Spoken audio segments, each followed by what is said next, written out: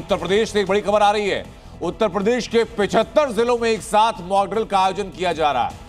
प्रदेश के 75 जिले ऐसे हैं जहां पर एक साथ मॉक ड्रिल की जाएगी, जिसके तहत शाम 6 बजे से 6:10 तक, यानी अब से बमुश्किल 90 सेकंड के बाद अगले 10 मिनट तक पूरे उत्तर प्रदेश में ब्लैकआउट रहेगा। इसके दौरान प्रदेश के कई इलाकों में बिजली की सप्लाई अस्थायी रूप से बंद की जाएगी। प्रशासन ने साफ किया कि घबराना नहीं है, यह कोई वास्तविक आपात हाल नहीं है, बल्कि सिर्फ एक अभ्यास है ताकि किसी भी संकट से समय रहते तैयारियों को परखा जा सके। युद्ध जैसे हालात बनते हैं तो हवाई हमले की चेतावनी दी जा सके। प्राकृतिक हमला अगर होता है, प्राकृतिक आपदा अगर आती है, तो उसमें भी बेहतर तरीके से सामंजस्य स्थापित किया जा सके। मेरे सहयोगी मेरे साथ जुड़ चुके हैं, सुमंत कुमार मेरे साथ हैं नोएडा से, प्रमोद शर्मा गाजियाबाद से मेरे साथ जुड़ चुके हैं, अनुराग मिश्रा मेरे साथ हैं बागपत से, हमारे साथ विशाल रघुवंशी लखनऊ से हैं, अतीक अहमद हमारे साथ है लखनऊ से, जयपाल शर्मा वाराणसी से हमारे साथ जुड़ चुके हैं। सबसे पहले अनुराग, मैं आपके पास आऊंगा, जरा बताइए कि बमुश्किल 45 सेकंड का वक्त बचा है ब्लैकआउट को लेकर के, क्यों किया जा रहा है, क्या तैयारियां हैं? ये देखिए, मैं बागपत पे खड़ा हूं, आप देख सकते हैं कि ये पूरी जो है ये विकास भवन है, यहाँ पर एडीएम बागपत और चीफ फायर ऑफिसर, इसके अलावा ये पूरी टीम है, आर्मी की टीम, एनसीसी के ये स्टूडेंट्स हैं यहाँ पर, ये देख सकते हैं। ये पूरी तैयारी क्या है, मैं बात करने की कोशिश करता हूँ।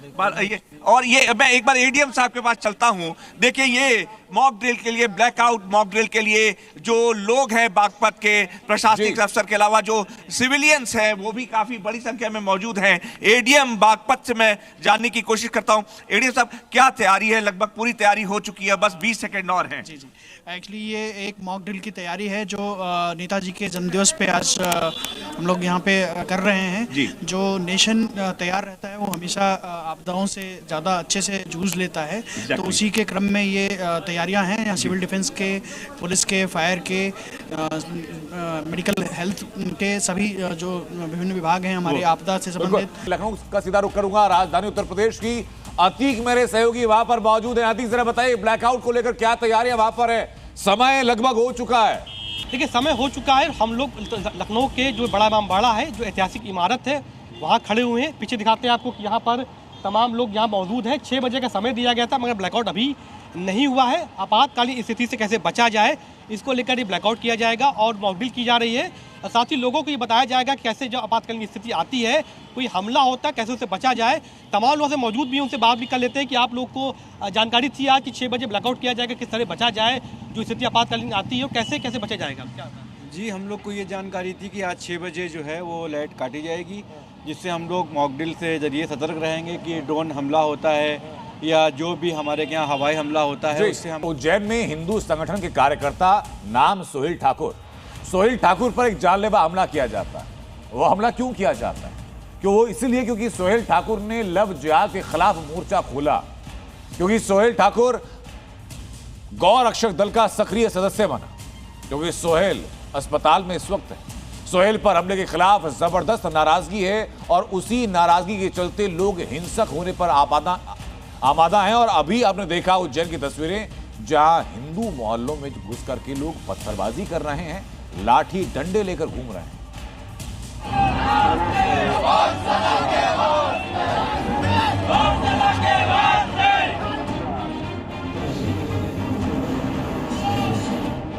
उज्जैन के ताराना में भाईजान ने सांप्रदायिक हिंसा की आग वाला ताराना छेड़ दिया है।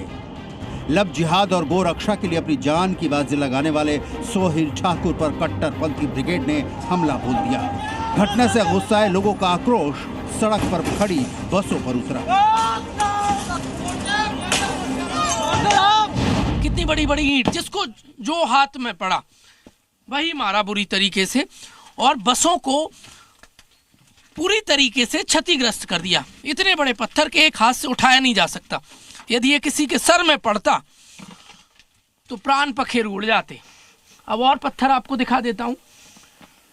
ये तोड़ दिया है, बस को बुरी तरीके से बर्बाद कर दिया है। हमलावर भाईजान 1-2 नहीं 6-7 के ग्रुप में आए थे। इनके हाथ में लाठी, डंडे, लोहे की रॉड और धारदार चाकू जैसे घातक हथियार थे। ये जो सोहेल जी हैं हमारे कार्यकर्ता, ये लगातार गौ रक्षा का काम करते हैं। अभी थोड़ी सी स्थिति इनकी गंभीर है क्योंकि सीटी स्कैन करवा रहे हैं। सीटी स्कैन के बाद चीजें क्लियर होंगी। क्या मांग करता है बजरंग दल? उचित कार्रवाई की जाए, नहीं तो फिर जो भी संगठनात्मक ऊपर से आदेश होगा वो हम करेंगे। तो वहाँ पर 10-15 लड़के आए, मुस्लिम लड़के, उन्होंने मेरे डायरेक्ट आके राड़ की माथे में दी, जिससे मेरे को चक्कर आए, मैं बेहोश हुआ। बजरंग दल के सोहेल ठाकुर का कसूर सिर्फ इतना भर है कि वो हिंदू बेटियों को भाईजानों के लब जिहाद से बचाता है। गो तस्करों से गोवंश को बचाकर ओरण गौशालाओं में भेजता था। सोहेल ठाकुर ने 200 से अधिक गायों को कत्लखानों में जाने से बचाया। सोहेल के पहल पर पुलिस ने गो तस्करी के 20 बड़े मामले दर्ज किए। सोहेल ने किया एमपी राजस्थान के गो तस्कर सिंडिकेट का पर्दाफाश। सोहेल की कोशिशों से उज्जैन के रूरल इलाकों में लब जिहादियों पर लगा अंकुश। सोहेल का संघ और बजरंग दल से रिश्ता असामाजिक तत्वों को खलता था। उन्होंने मेरे को इसलिए मारा क्योंकि पहले मैंने लव जिहाद के केस थोड़े पकड़े हुए थे और कल बसंत पंचमी का कार्यक्रम था। इस कारण मेरे को पहले से मेरे को टारगेट में कर रहे थे और मारने की प्लानिंग उनकी बहुत पहले से मेरे को बनाई गई थी। सोहेल ठाकुर एक युवक हैं, उनके साथ कुछ लोगों के द्वारा मारपीट की गई। उसके सर में उनकी चोट आई, उनको तत्काल अस्पताल भेजा गया और वहां से उनको यहाँ उज्जैन रेफर किया गया था। अभी उनकी स्थिति सामान्य है और डॉक्टरों से हमारी पुलिस की टीम अस्पताल में चर्चा में है। उनके बताए अनुसार करीब 6 लोगों के विरुद्ध अभी मामला हत्या के प्रयास से दर्ज किया गया। लब जिहादियों की आंखों का कांटा बने सोहेल ठाकुर पर जानलेवा हमले से लोगों में आक्रोश है। हिंदू दलों के कार्यकर्ताओं ने प्रदर्शन किया और आरोपियों की गिरफ्तारी की मांग की है। तराना में भारी पुलिस बल रैपिड एक्शन फोर्स तैनात है। हालात पर ड्रोन से भी निगाह रखी जा रही है। तस्वीरें आपको मैं दिखा देता हूँ। QRF दल आपको ये तैनात नजर आएगा ये थाने के अंदर, और दूसरे छोर पर आपको हिंदूवादी संगठन नारेबाजी करते नजर आ रहे हैं। वो नाराज हैं और यही वो तराना थाना है। दूसरी तरफ तस्वीर और दिखाई है पैन करके। मेरे सहयोगी रजत दुबे आपको ये एक्सक्लूसिव तस्वीरें इस वक्त दिखा रहे हैं। ये वो पुलिस फोर्स है जो कभी भी यदि कोई कानून से खिलवाड़ करता है तो ये हमेशा तत्पर रहते हैं। और अब 2 तस्वीरें दिखाता हूं मैं आपको। एक तस्वीर उत्तर प्रदेश के मुख्यमंत्री आदित्यनाथ योगी और मध्य प्रदेश के सीएम मोहन यादव के अग्नि परीक्षा की। बसंत पंचमी को पूरी हुई भोजशाला में पूजा और नमाज को लेकर हिंदू और मुस्लिम समुदाय आमने सामने थे। प्रयागराज मेले में मौनी अमावस्या के दिन स्नान को लेकर हंगामा हुआ। शंकराचार्य अभी मुक्तेश्वरानंद को संगम नूज जाने से रोकने से उनके समर्थक भड़के, मगर प्रयागराज और धार में ऐसा सुरक्षा चक्र तैयार किया कि कोई माहौल बिगाड़ने की सोच नहीं पाया। वो चलन नमाज हुई तो प्रयागराज में लाखों लोगों ने एक साथ आस्था की डुबकी लगाई। यानी यूपी के सीएम योगी आदित्यनाथ और मध्य प्रदेश के सीएम मोहन यादव दोनों अग्नि परीक्षा में आज पास हुए। सुबह में हिंदुओं ने पूजा की, दोपहर में मुस्लिमों ने नमाज पढ़ी। बसंत पंचमी पर धार के भोजशाला में अनोखी तस्वीर दिखी।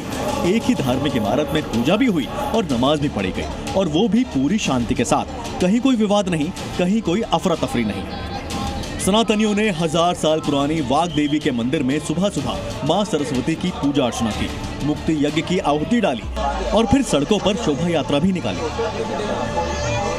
यहाँ पर जो श्रद्धालु हैं वो आ रहे हैं, और अगर आपको दूर तक नजर जाएगी, तकरीबन 3 से 4 किलोमीटर का जो पूरा रास्ता है, हर तरफ यहाँ पर अलग अलग जगहों से श्रद्धालु आ रहे हैं। शोभा यात्राएं निकाली जा रही है, आसमान में झंडे लहराए जा रहे हैं। भोजशाला की सुरक्षा व्यवस्था का मोहन फोर्स ने विशेष इंतजाम किया था ताकि जुम्मे पर भाईजान सुकून से नमाज पढ़ सके और सनातनी शांति से पूजा अर्चना कर सके। धार में 8000 पुलिसकर्मी, 1000 महिला पुलिसकर्मी, 13 IPS अफसर, 25 अतिरिक्त पुलिस अधीक्षक, 107 इंस्पेक्टर, 393 अधिकारी, 1000 CCTV कैमरा, 20 ड्रोन कैमरे, 350 पुलिस भोजशाला के भीतर और 100 पुलिसकर्मी छतों पर तैनात किए गए। दरअसल इस बार जुम्मा और बसंत पंचमी एक दिन पड़ने के कारण हिंदू संगठनों की मांग थी कि दिन भर उन्हें सिर्फ पूजा की अनुमति मिले, इस दिन के लिए नमाज कैंसिल कर दी जाए। लेकिन सुप्रीम कोर्ट ने फैसला सुनाया कि भोजशाला में पूजा भी होगी और नमाज भी पढ़ी जाएगी। सुप्रीम कोर्ट ने हिंदू फ्रंट फॉर जस्टिस की याचिका पर सुनवाई करते हुए हिंदू पक्ष को सूर्योदय से सूर्यास्त तक वाग देवी की पूजा की अनुमति दी।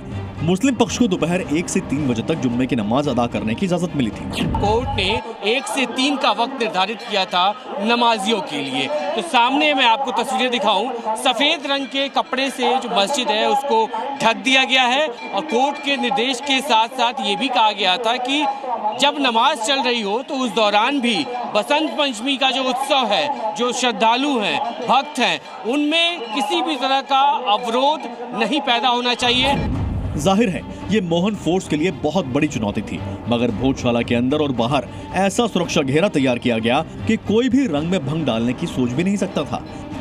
धार में एक साथ पूजा नमाज हुई तो प्रयागराज में बसंत पंचमी पर माघ मेले में लाखों श्रद्धालुओं ने बिना किसी विघ्न के पवित्र स्नान किया। चारों तरफ सनातनियों का रेला था और हर हर गंगे और हर हर महादेव का जयघोष गूंज रहा था। बसंत पंचमी के मौके पर श्रद्धालु जो हैं मां त्रिवेणी में आस्था की डुबकी लगा रहे हैं। तस्वीर हम आपको संगमनोज की दिखा रहे हैं। देखिए, लाखों का जो मजमा है, श्रद्धालुओं का जो हुजूम है वो संगम की रेती पर उमड़ा है और जहां तक आपकी नजर पहुंचेगी, बसंत पंचमी के मौके पर श्रद्धालु त्रिवेणी के पावन जलधारा में आस्था की डुबकी लगा रहे हैं। इससे पहले माघ मेले में मौनी अमावस्या के दिन शंकराचार्य अविमुक्तेश्वरानंद को संगमनोज जाने वाले रास्ते में रोक दिया गया था, जिसके बाद उनके समर्थक पुलिस से भिड़ गए थे। इस हंगामे के बाद माघ मेला क्षेत्र में सुरक्षा इंतजाम कड़े कर दिए गए थे ताकि फिर कोई ऐसी घटना ना हो जिससे सनातनी आयोजन में किसी भी तरह की विघ्न पड़े। MP के धार से ब्रिजेश तिवारी और प्रयागराज से मोहम्मद गुफरान के साथ ब्यूरो रिपोर्ट, जी मीडिया। योगी फोर्स एक तरफ सनातन आयोजन की सुरक्षा में है तो दूसरी तरफ अपराधियों की सफाई में है।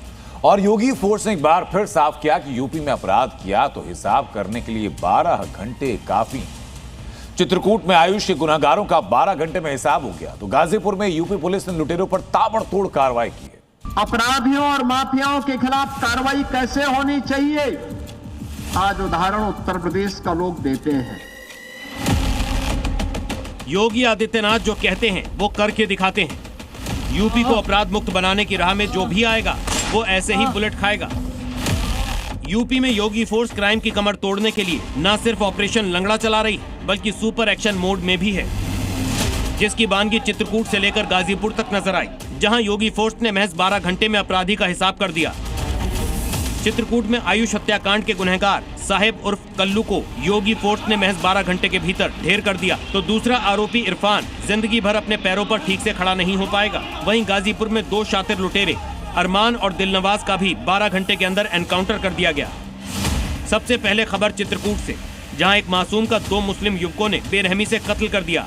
इस सनसनीखेज हत्याकांड से इलाके के लोगों का गुस्सा फूट पड़ा। परिवार वालों के साथ साथ शहर के व्यापारी भी विरोध में सड़कों पर उतर आए और दोषियों के खिलाफ बुलडोजर कार्रवाई की मांग की गई। पुलिस प्रशासन से यही मांग है कि मेरे बच्चे को मारने वाला जो भी है, इरफान अंसारी और कल्लू दोनों मिलकर मारे हैं। इनका एनकाउंटर होना चाहिए। एनकाउंटर के बाद इनके जितने भाई हैं, इनके जितना परिवार है, पूरे घर में बुलडोजर चलना चाहिए। आरोप है कि आयुष के पूर्व किराएदार इरफान ने बाइक सिखाने के बहाने उसे घर से बुलाया, फिर उसका अपहरण कर पिता से 40 लाख रुपए की फिरौती मांगी। इसके बाद बेरहमी से आयुष की हत्या कर दी। हालांकि इस जघन्य हत्याकांड के महज 12 घंटे के भीतर योगी फोर्स ने एक्शन लिया और इरफान को हाफ एनकाउंटर में घायल कर दिया, जबकि दूसरे आरोपी कल्लू उर्फ साहिब को मुठभेड़ में ढेर कर दिया। उन्होंने पुलिस का ही असला छीन लिया, जिसके ऊपर जानलेवा भारतीय उससे जवाबी फायरिंग में पुलिस की दोनों बदमाश भी घायल हो गए। कल्लू नाम के बदमाश को मृत घोषित कर दिया। इरफान नाम के दूसरे बदमाश को बेहतर उपचार के लिए हायर सेंटर की रखी प्रयास। 12 घंटे के भीतर योगी फोर्स ने आयुष के एक गुनहगार की फाइल क्लोज कर दी और अब दूसरे आरोपी के हिसाब करने की भी तैयारी शुरू हो गई है। गाजीपुर में भी योगी फोर्स का सुपर एक्शन मोड नजर आया, जहां लूट और झपटमारी करने वाले बदमाशों को 12 घंटे के भीतर जमानिया पुलिस ने मुठभेड़ के बाद धर दबोचा। इस दौरान पुलिस की जवाबी फायरिंग में अरमान के पैर में गोली लगी, जबकि दिलनवाज पर भी पुलिस ने शिकंजा कस दिया। अरमान कुरैशी पर हत्या, लूट, गैंगस्टर एक्ट और आर्म्स एक्ट समेत 1 दर्जन से ज्यादा संगीन मुकदमे दर्ज हैं, तो दिलनवाज उर्फ शाहरुख भी लूट और झपटमारी की कई वारदातों में वांटेड था। जाहिर है यूपी में अपराधी कोई भी हो, योगी फोर्स सबका हिसाब कर रही है। उन्नाव में पुलिस ने गोकशी के आरोपी नईम को एनकाउंटर के बाद पकड़ा, तो फिरोजाबाद में लूट की प्लानिंग कर रहे अपराधियों को यूपी पुलिस ने लंगड़ा बना दिया। योगी का मिशन है यूपी को अपराध मुक्त करना और इस संकल्प को पूरा करने के लिए योगी फोर्स ताबड़तोड़ एक्शन मोड में नजर आ रही है। ब्यूरो रिपोर्ट, जी मीडिया। और अब बात यूपी में कानून व्यवस्था को कंट्रोल करने के लिए योगी फोर्स के दूसरे हथियार।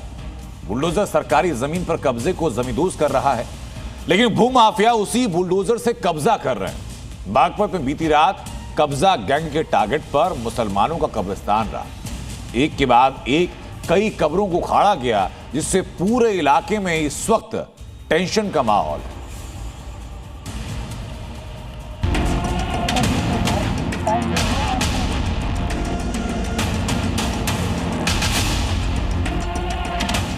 रात के 11:30 बजे यहाँ से रात को हमला करा कब्रस्तानों के में 4-5 कब्र है, उसको उखाड़ दी और उसके ऊपर मट्टी डाल के ये सब हड्डी ढक दी। आधी रात कब्रिस्तान पर बुलडोजर अटैक। बागपत में बुलडोजर से उखाड़ फेंके कब्र। बागपत के सरूरपुर गांव में ही हूँ। आप देख सकते हैं कि ये कब्रिस्तान है और इसके उस तरफ तालाब की ज़मीन है। यहीं देखा जाए तो इस साइड में खेतों की ज़मीन है और उन लोगों ने रात के वक्त यहाँ पर बुलडोज़र चला दिया। आप देख सकते हैं कि यहाँ पर ये कब्रें हैं, इन कब्रों को बुलडोज़र से उखाड़ दिया गया। यूपी में जो बुलडोजर कब्जा माफिया को नेस्तनाबूद कर रहा है, अतिक्रमण पर एक्शन ले रहा है, क्या अब वही बुलडोजर कब्जा गैंग का हथियार बन गया है? बागपत के सरूरपुर गांव में उस वक्त तनाव का माहौल हो गया जब गांव के ही भूमाफिया ने कब्रिस्तान पर कब्जे के लिए रात को चुपके से बुलडोजर चला दिया। एक एक कर 4 कब्रों को उखाड़ फेंका। जैसे ही इसकी जानकारी मियां भाई तक पहुंची, रात को ही हंगामा शुरू हो गया।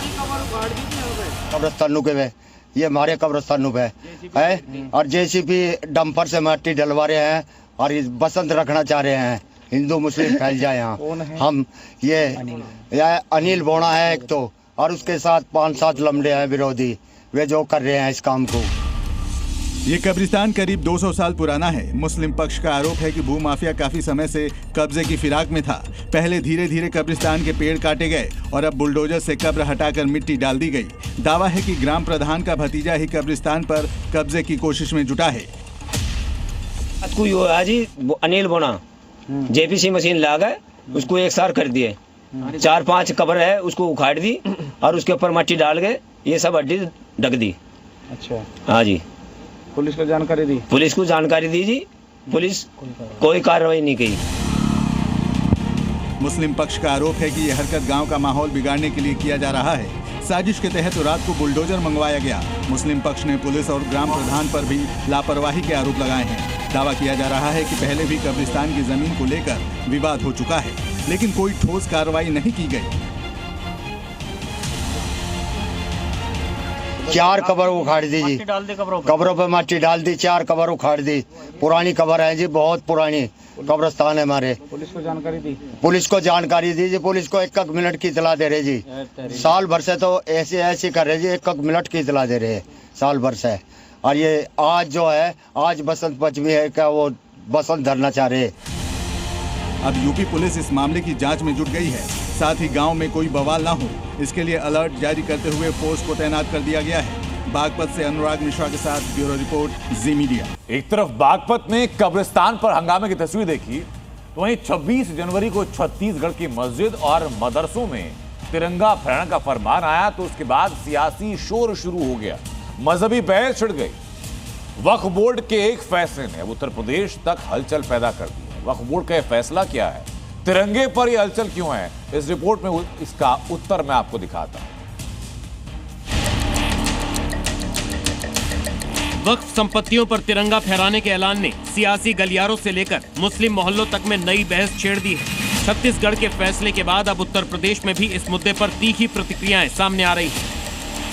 सब लगाते हैं, ये बात गलत बोल रहे हैं कि जो नहीं लगाते। कौन नहीं लगाता है भाई, सब लोग लगाते हैं।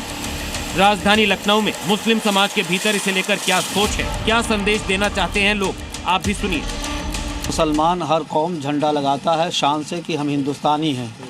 अब अगर किसी एक चीज़ पर थोपा जाए कि मतलब ज़बरदस्ती कि इसको आप अनिवार्य करिए या इसको बहुत ज़रूरी है आज ही के दिन करना, तो ये तो गलत है। झंडा तो हर मुसलमान लगाता है और हर मुसलमान को लगाना चाहिए, हम भी लगाते हैं। कोई ज़रूरी नहीं कि आप सुन्नी वक्फ बोर्ड के ज़मीनों पर लगाएं या मस्जिद के उस पर लगाएं। दरअसल छत्तीसगढ़ में वक्फ बोर्ड ने बड़ा ऐलान किया है। 26 जनवरी को प्रदेश की सभी 8,232 वक्फ संपत्तियों और स्थलों पर एक साथ राष्ट्रीय ध्वज यानी तिरंगा फहराया जाएगा। वक्फ बोर्ड का कहना है कि ये पहल देशभक्ति और संविधान के प्रति सम्मान को दर्शाने के लिए है। इस फैसले की गूंज अब उत्तर प्रदेश तक पहुंच गई है। राजधानी लखनऊ के मुस्लिम बहुल इलाकों सदरौना पारा समेत कई मोहल्लों में इसे लेकर चर्चाएं तेज हैं। जी मीडिया की टीम ने जब स्थानीय मुस्लिम नागरिकों और मौलानाओं से बात की तो उन्होंने साफ कहा कि तिरंगा उनके लिए किसी आदेश या सर्टिफिकेट का विषय नहीं है। हर किस्म के लोग रहते हैं और हर किस्म के लोग झंडा लगाते हैं और लगाना भी चाहिए, लेकिन अगर किसी एक जो है कौम को टारगेट करके कहना कि ये चीज़ ज़रूरी है तो ये तो गलत है।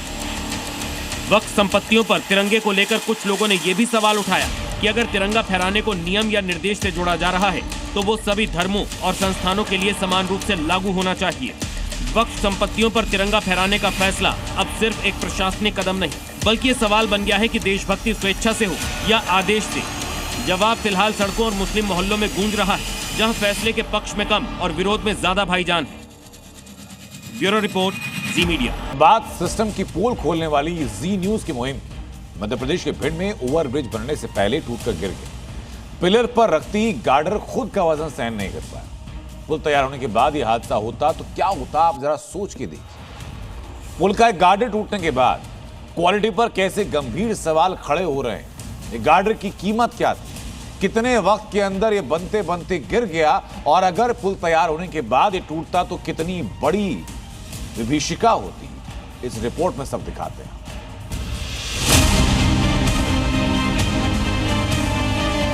सीमेंट उठा के देख लीजिए आप, इसकी क्वालिटी में आपको अलग ही दिखेगा। जिस ब्रिज से गाड़ियों को गुजरना था वो बनने से पहले ही धराशायी हो गया। सीमेंट कंक्रीट गार्डर की क्वालिटी इतनी खराब थी कि खुद का वजन नहीं उठा सका।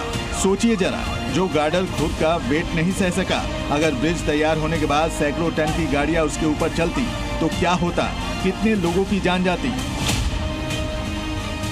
लाखों करोड़ों का नुकसान होता। ये मामला एमपी के भिंड जिले का है। निर्माण के दौरान ही ब्रिज धराशायी हो गया, मगर इंजीनियर, ठेकेदार और संबंधित विभाग अब तक आंखें मूंदे बैठे थे। जब जी न्यूज ने मामले की इन्वेस्टिगेशन की तो चौंकाने वाले खुलासे हुए। सीधी सीधी लापरवाही आप देख सकते हैं। आपने देखा यहाँ पे आके, आप एक बार सीमेंट उठा के देख लीजिए आप, इसकी क्वालिटी में आपको अलग ही दिखेगा। उसके अलावा आपने देखा होगा जहाँ कंस्ट्रक्शन के काम चलते हैं वहाँ डाइवर्जन रहता है, अलग दूसरे रास्ते से निकलने के लिए एक रास्ता दिया जाता है। यहाँ स्लैब रखा जा रहा है, ठीक है, और आप देखेंगे कोई डाइवर्जन नहीं है, इसी के नीचे से लोग निकल रहे थे। अब इस मामले की पूरी डिटेल समझिए। धरई गांव के पास रिंग रोड बन रही है, जिसके लिए ओवर ब्रिज का निर्माण हो रहा था। मंगलवार को पिलरों के ऊपर गार्डर रखा गया, जो भरभराकर नीचे गिरा और टूट गया। ये पुल नेशनल हाईवे के तहत बनाया जा रहा है, जिसका निर्माण कार्य SKS कंपनी को सौंपा गया है। हादसे के बाद स्थानीय लोगों ने निर्माण कार्य की गुणवत्ता पर गंभीर सवाल खड़े किए हैं। लोगों का आरोप है कि निर्माण में शुरू से ही घटिया सामग्री का इस्तेमाल किया जा रहा था, लेकिन इसकी निगरानी करने वाला कोई नहीं था। पुल निर्माण के वक्त मानकों को ताक पर रखा गया था। हालांकि SKS कंपनी इसे हादसा और मशीन की खराबी बता रही है और घटिया निर्माण के सवालों से बच रही है।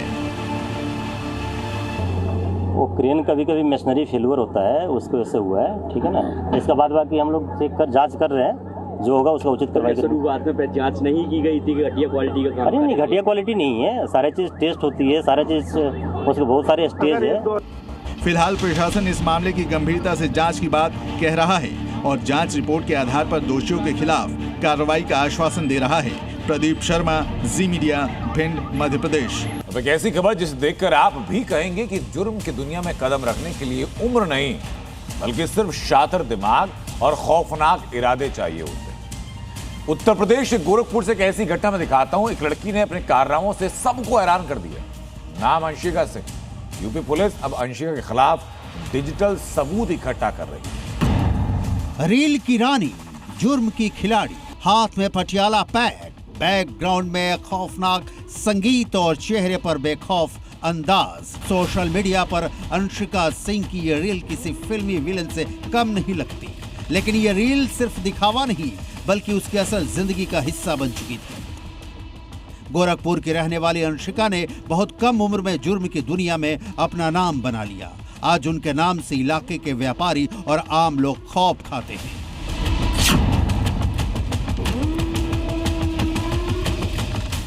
अंशिका पर आरोप है कि उसने हनी ट्रैप को अपना हथियार बनाया, बड़े व्यापारियों और रसूखदारों को अपनी खूबसूरती के जाल में फंसाना, उनसे करीबी बढ़ाना और फिर शुरू होता था ब्लैकमेलिंग का गंदा खेल, लाखों की रंगदारी मांगना और बात न मानने पर झूठे मुकदमों में फंसाने की धमकी देना। अंशिका का स्टाइल बिल्कुल प्रोफेशनल अपराधियों जैसा था। सोशल मीडिया का माया जाल। हैरानी की बात यह है कि जुर्म की दुनिया में एक्टिव होने के बावजूद अंशिका सोशल मीडिया पर लगातार सक्रिय रही। वो अपनी लग्जरी लाइफ स्टाइल की तस्वीरें डालती थी ताकि लोगों को प्रभावित कर सके। जानकारों का मानना है कि ये उसका एक तरीका था अपना रसूख दिखाने का। आज की पीढ़ी के अपराधी अब जेल से नहीं बल्कि स्मार्टफोन से अपनी दहशत फैला रहे हैं और अंशिका सिंह इसी नए दौर के अपराध का एक चेहरा है। गिरफ्तारी और बड़े खुलासे। आखिरकार कानून के हाथ अंशिका तक पहुंच गए।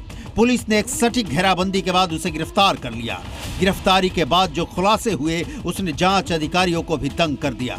पता चला कि वो कई हाई प्रोफाइल लोगों के संपर्क में थी और उनके राज उसके पास दफन थे। अब पुलिस उन सभी कड़ियों को जोड़ रही है जो अंशिका के इस हनी ट्रैप साम्राज्य का हिस्सा थे।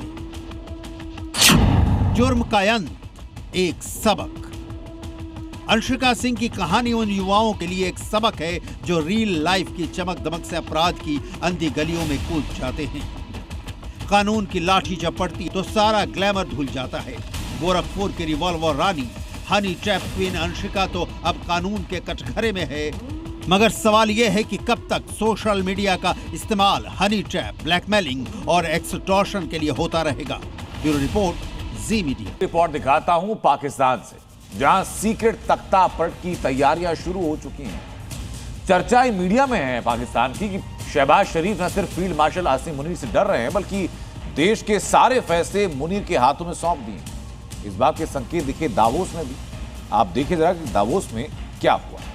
पाकिस्तान की आवाम मुल्ला मुनीर से नहीं डरती। वो उसे तानाशाह कहते हुए तख्तियां दिखाती है और जोर जोर से नारेबाजी करती है। पाकिस्तान की आवाम डिक्टेटर बन चुके आर्मी जनरल से आज़ादी मांग रही है, लेकिन दिक्कत ये है कि पाकिस्तान के प्रधानमंत्री शहबाज शरीफ मुल्ला मुनीर के गुलाम होते जा रहे हैं। पाकिस्तान का मालिक मुनीर, शहबाज ने मान ली गुलामी। पाकिस्तानी मीडिया में इन दिनों ये बहस तेज हो चली है कि क्या पीएम शहबाज ने उस आर्मी चीफ के आगे हथियार डाल दिए हैं जिसे उन्होंने ही फील्ड मार्शल बनाने की सिफारिश की थी। इस बहस का आधार है पाकिस्तान के वो फैसले जिसमें मुनीर हावी हो रहा है। वो चाहे ट्रंप के गाजा पीस बोर्ड में पाकिस्तानी सैनिकों को किराए पर भेजने का फैसला हो या फिर अंतर्राष्ट्रीय विरोध के बावजूद इमरान को जेल में कैद रखने और समर्थकों के साथ हिंसक बर्ताव। शहबाज शरीफ किसी गूंगे गुड्डे की तरह ये सब कुछ देखते रहे। मुनीर पाकिस्तान से लेकर अमेरिका तक के मामलों में अपना हुक्म चलाता रहा। इसकी तस्दीक दावोस के एक वीडियो से होती है। शहबाज और ट्रंप की गुपचुप। इस वीडियो में दिख रहा है ट्रंप शहबाज के कान में कुछ कह रहे हैं। कुछ देर बाद कंधा भी थपथपा रहे हैं, जैसे कह रहे हूं तुमने गाजा पीस बोर्ड में शामिल होकर अच्छा किया। भले ही 9,000 करोड़ रुपए का कर्जा लिया या भाड़े पर सैनिक भेजने का फैसला किया। इसी कानाफूसियों के दौरान शहबाज ऑडियंस की तरफ इशारा करते हैं। उधर जनरल मुनीर बैठा था। शहबाज अपने इशारे में जैसे ये कह रहे हों, ट्रंप सर जो भी किया उसका श्रेय जनरल मुनीर को जाता है, वही पाकिस्तान का असली कर्ता धर्ता है। और ये बात सही भी है क्योंकि दावोस में किसी देश का रक्षा मंत्री नहीं गया, लेकिन शहबाज के पीछे मुनीर दावोस तक पहुंच गया। यानी देश से विदेश तक मुनीर ने शहबाज को अकेला नहीं छोड़ा। वो हर दौरे पर जाता है, कभी अकेला तो कभी शहबाज के साथ। तो इससे क्या समझे, पाकिस्तान में किसकी चलती है, मुनीर की या शहबाज की? और सबसे बड़ा सवाल, पीएम होते हुए अपने आर्मी चीफ से शहबाज को किस बात का डर है? क्या पाकिस्तान में शहबाज का सीक्रेट तख्ता पलट हो चुका है? ब्यूरो रिपोर्ट, जी मीडिया। तख्ता पलट का खौफ सिर्फ पाकिस्तान में नहीं बल्कि ईरान में भी है। ईरान जहां आज रात कुछ और बड़ा, कुछ और भयावह हो सकता है। जिस हमले को ट्रंप ने 16 जनवरी को टाल दिया वो फाइनल स्टेज में बताया जा रहा है। इसका संकेत खुद अमेरिकी राष्ट्रपति डोनाल्ड ट्रंप ने दिया। ईरान पर हमला अब ज्यादा वक्त के लिए टलेगा नहीं और न ही खामनेई बहुत दिन तक बच पाए। ईरान के सुप्रीम लीडर अयातुल्ला खामेनेई से खुन्नस इतनी गहरी है कि डोनाल्ड ट्रंप का मूड ईरान पर एक बार फिर से स्विंग कर रहा है। इसका पहला संकेत मिलता है अमेरिका के सबसे बड़े जंगी बेड़े अब्राहम लिंकन की फाइनल मूवमेंट से, जो ईरान के बेहद करीब पहुंच चुका है। मिडल ईस्ट में पहुंचा ट्रंप का सबसे बड़ा विध्वंसक बेड़ा लिंकन। ईरान की तरफ बढ़ते जंगी बेड़े की पुष्टि ट्रंप ने दावोस में दी गई अपनी स्पीच में ही कर दी।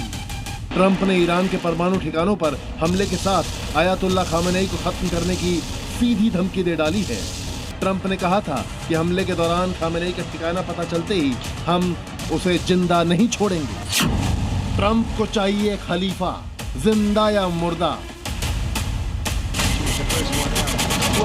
तो क्या ईरान पर अपने फाइनल मिशन के लिए तैयार हो चुके हैं डोनाल्ड ट्रंप? पिछले हफ्ते ईरान पर हमले का ऑर्डर होल्ड कर क्या अमेरिकी सेना को तैयारी का मौका दिया था अमेरिकी राष्ट्रपति ने? अमेरिका के जंगी बेड़े का ईरान के करीब पहुंचने का मतलब है कि कुछ बड़ा होने वाला है,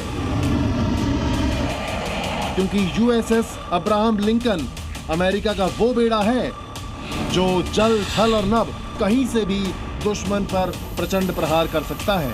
पहले इसकी ताकत समझिए। अमेरिकी aircraft carrier USS Abraham Lincoln के साथ पूरा जंगी बेड़ा चलता है। इस युद्धपोत को अमेरिका के दुश्मनों का काल माना जाता है और कहा जाता है कि ये युद्धपोत अकेले ही ईरान की पूरी सेना को धूल चटा सकता है। इस युद्धपोत के साथ स्ट्राइक ग्रुप चलता है, जिसमें गाइडेड मिसाइल, क्रूजर विध्वंसक जहाज, सबमरीन और अन्य जहाज भी होते हैं। यूएसएस अब्राहम लिंकन को समंदर में चलता फिरता सबसे बड़ा जंगी बेड़ा माना जाता है। इस युद्धपोत पर अमेरिका के सबसे घातक लड़ाकू विमान तैयार हैं। अगर अमेरिकी राष्ट्रपति ट्रंप ने ईरान को नक्शे से मिटाने की धमकी दी है, तो उसके पीछे बड़ी वजह अमेरिका के पास मौजूद घातक हथियार है। डिफेंस एक्सपर्ट्स मानते हैं कि अमेरिका के पास ऐसे विध्वंसक हथियार मौजूद हैं जो ईरान की पूरी सेना पर भारी पड़ेंगे। दावोस में ट्रंप हमले की बात ऐसे कर रहे थे जैसे वो कुछ अभी तय नहीं कर पाए हैं। अमेरिका ईरान पर अटैक की तैयारी में है, मगर कुदरत ने देश दुनिया के कई हिस्सों में आइस अटैक शुरू किया। कश्मीर से हिमाचल, उत्तराखंड तक कुदरत अपना वही रौद्र रूप दिखा रही है। जो बर्फबारी कल तक सैलानियों को लुभा रही थी, आज वो बर्फ जानलेवा बन चुकी है। कश्मीर से हिमाचल तक स्नो अटैक, पहाड़ों पर आफत, हिमयुग की दस्तक। जम्मू कश्मीर, हिमाचल प्रदेश, उत्तराखंड, पहाड़ों पर वादियां सफेद हो चुकी हैं, सड़कें गायब हैं और जिंदगी थमसी गई है। आसमान से गिरती बर्फ ने चारों तरफ एक मोटी चादर बिछा दी है। जहां नजर डालिए ऐसा लग रहा है जैसे पहाड़ ढक गए हों। कश्मीर से लेकर हिमाचल प्रदेश तक आसमान से बरस रही बर्फ देखने में खूबसूरत तो है, मगर मुसीबत भी बन चुकी है। कई इलाकों में सड़क पर कई फुट तक बर्फ जम गई है, जिससे आम जनजीवन अस्त व्यस्त हो गया है। साउथ कश्मीर से लेकर नॉर्थ कश्मीर तक, गुलमर्ग से लेकर कुलगाम और कठुआ तक, सोनमर्ग से लेकर भदरवाह और द्रास तक कश्मीर में व्हाइट टेरर की पूरी कहानी बयां कर रही है। कश्मीर ही नहीं, हिमाचल के मनाली, शिमला से लेकर उत्तराखंड के मसूरी तक हालात एक जैसे हैं। अंदाजा लगाना मुश्किल नहीं कि गुलमर्ग में बर्फबारी लोगों पर भारी पड़ रहा है। आसमान से इतनी बर्फ गिरी है, टीन शेड लग से गए हैं। कल तक हरे भरे नजर आने वाले पेड़ सफेद हो गए हैं और घर के बाहर खड़ी गाड़ियों की बर्फ में समाधि बन चुकी है। मैदानी इलाके वहाँ पे 3 फुट तक बर्फबारी मौजूद है। और अगर हम शुमाली कश्मीर बारामूला के टंगमर्ग के अंदरूनी सड़कों की बात करें, पूरी तरह से बंद पड़े हैं। आपको दिखाने की कोशिश करें, यहाँ पे भी एक गाड़ी फंसी हुई है, तो महसूस कर सकते हैं कि वादी कश्मीर के जो बहुत से ऐसे इलाके हैं जहाँ पे इस तरह की बर्फबारी हुई है। तस्वीरें कुलगाम की भी जुदा नहीं है। यहाँ भी सफेद आफत की वही कहानी है। आसमान से बरसी आफत ने आम जनजीवन को बेहाल कर दिया है।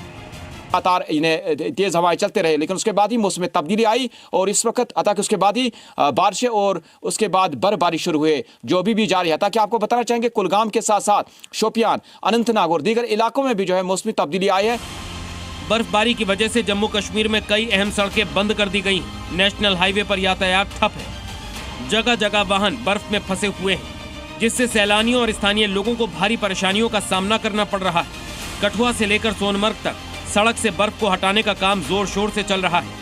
प्रशासन और राहत एजेंसियां लगातार सड़कें खोलने में जुटी हैं, लेकिन खराब मौसम राहत कार्यों में भी बाधा बन रहा है।